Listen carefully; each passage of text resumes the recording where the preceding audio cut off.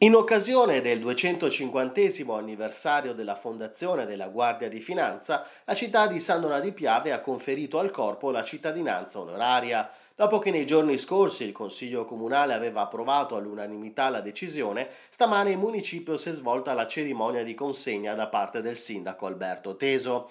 A ritirare la cittadinanza onoraria a nome dell'intero corpo è stato il generale Riccardo Rapanotti, comandante regionale della Guardia di Finanza.